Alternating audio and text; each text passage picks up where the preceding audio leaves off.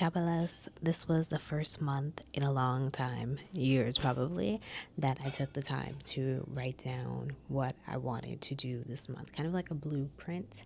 And I did it for the whole year, but I knew that if I didn't start out keeping the promises that I made to myself with this first month, it was going to be more challenging to believe that I could keep the promises I made to myself moving forward. So, very excited to say that I was able to, in one way, shape, or form, move forward on all of the things that I set out to this month that I put in the calendar. I am so grateful, so grateful, so grateful, and feeling even more confident moving into the next month. So, I just wanted to show you really quickly. So, of course, we've got the planner. I'm going to open January. We had a lot of things. We had tennis association meetings. We had the start of my courses for the spring semester. We had the first workshop for Future Me Said So, and the pause was because the naming, the evolution. But I had my first workshop for Future Me Said So, which was so exciting. I'm so grateful to everybody that showed up, that's watched the replays, that has provided me feedback, and that has allowed me to present what I'm working on, what I'm creating with their teams. Because this is what it's all about. I digress because this is why we're talking. This is why we're here. So I also had team training for tax season with FOLA, and also had progress working toward Merton's legacy. So all the things that were on my list, and those in addition, with the addition of my Pilates teacher training, are like the core pillars of what's carrying me through every month this year. So each month I have dates where I have meetings to act on those different elements, or I have class, or I have training, one of those things. So I blocked all of that out throughout the entire year based on the fixed dates that I'd already been given. But why does all this matter? Why does it connect, and am I just crazy for doing too many things? Well, it takes me back a year ago. So a year ago, when I found out about Breathe for Change, in my mind I was like, yes, I want to be like the Wendy Rhodes for wellness holistically. And I want to be able to support teams, people, individuals with achieving their goals without burning out. You could burn fast and not burn out. For real, like if you're steadily fueling and feeding the fire, you're not going to burn out. You're just going to burn fast. You're going to burn strong. That's what we're here for. So I wanted to be able to activate all of the inspiration, knowledge that's already inside me that I love learning about, that fuels me. So that way I could say I am the person that helps you to realize you are your own catalyst. Like, let me cheer you on so you could cheer yourself on. And we cheer each other on. You've heard me say this before. So I was looking for ways that I could kind of beef up my credentials, my knowledge, my skill set. And Divine Alignment Breathe for Change found me. And I did it to learn about social emotional learning, because students are learning it and it's amazing, but I never learned it. I know parents of these students that are learning it have never learned it too. So how can we help to bridge that gap? Because these tools are also helpful for us as adults working in these stressful times, experience our own trauma, maybe from then or from this present moment. So with all of that together, I said, I don't know at the time. I don't really know about the yoga part of it, but I know that I will continue the Pilates training I was doing at the time, Mat Pilates, incorporate the social emotional learning, because I knew that with breath work, with body work, with taking time to rest in the midst of everything else that you're achieving, you can help to regulate your nervous system. Just needed to tie the dots together. So that began last January, along with my Pilates mat training. And all of last year, I was able to accomplish those things. They were kind of like my big pillar goals that were leading towards something. But I didn't really know what. I was like, okay, I can do these workshops. I can give this to organizations, teams, other entrepreneurs who may be facing the same experiences as me.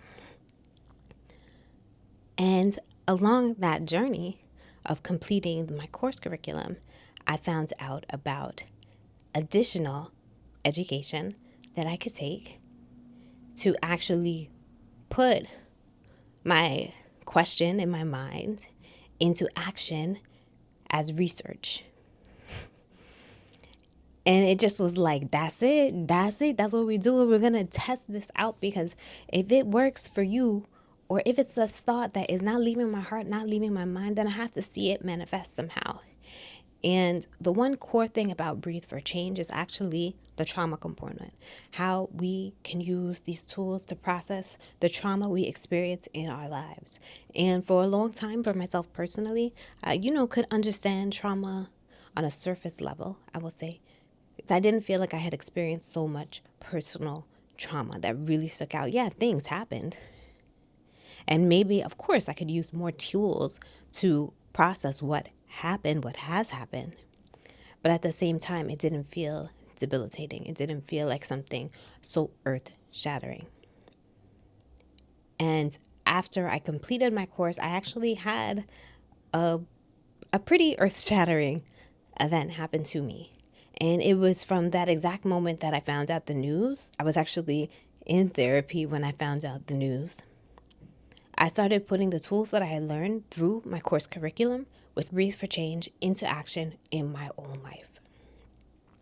And from there came a very simple system, a very simple framework that enabled me to go from step to step when having to process the news of my father's sudden death, to plan the funeral and all of the things, and still in processing the things, because the paperwork doesn't end after, a service. It continues. There's still more to process.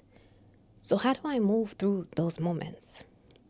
And it's not just a traumatic moment, or a moment that makes you emotional, or a moment that causes anxiety or stress, but it's all of those things, because all of those feelings can happen, can occur, and can leave us feeling that we cannot take that next step, bring us to paralysis.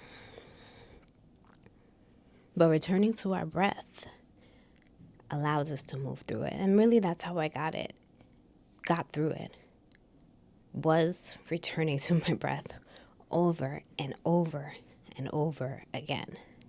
Whether I was trying something new, like creating content, or having to show up in a situation I never pictured myself being in, saying goodbye to my father in the most unexpected way. And I realized that a lot of us are also experiencing different traumatic situations, personal, global, as a community, as a society. And I want to make sure that what I am doing is something that I can communicate. Because if it stays with me, then okay, it's cute for me. I'm the learner. I'm a leader in the learning myself. So of course I'm doing it first. But even in this first week, I've seen so much growth. And I know that it's not just me, but it's me allowing my future self, future me said so always. Where we at? Sorry, it's following my face. So future me said so always. But it's me allowing that connection with my future self, staying focused on the goal that has enabled me to propel. Okay, one more step forward, one more step forward. Even when I reflect on the areas where I may be moving slower than I initially thought, because it still feels so hard, I return to my breath. So I'm excited because this month, as we're bringing it to an end, I'm actually able to share more, do more, continue to bring this tool, this practice, this return to self to you, to your team, to your friends, whoever may be looking for ways to kind of just check out from the stress, from the trauma, from the overwhelm that our nervous system is in, not just as individuals, but as a collective, and say, okay, no, this check-in is for me. It's to make sure that no matter what, I'm not giving all of my energy, my focus, my attention to what's going on outside of me, what they're telling me the world is. Because I have been given the ability to create the world as my heart so desires. And I should let my heart lead the way because I want to experience a world that is the love that is designed to be. I know that it's possible. And the more that we all return back to that instead of tuning into everything else that's going on around us, the more we'll be able to also shape that and bring it collectively into our reality. That I know. That I know.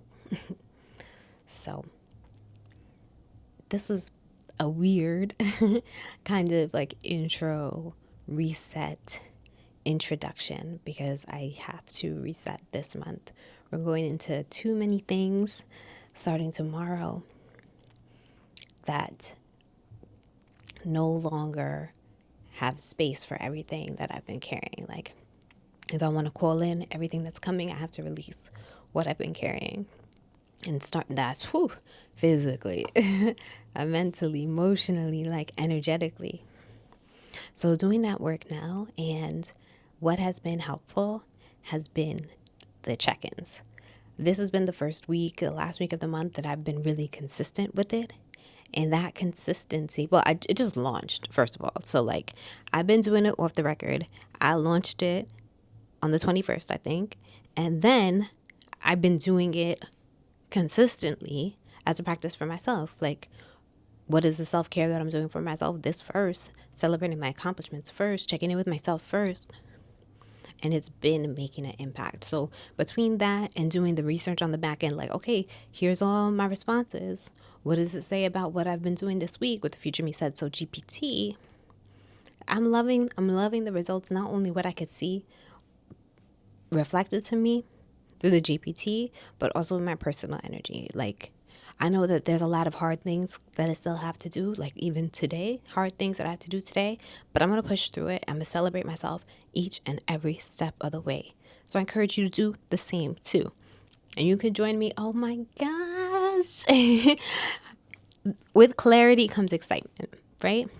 So I'm so excited for what I can share soon. I got to do some exciting work today, it's time for you to do that work today, and some heart-led work today also.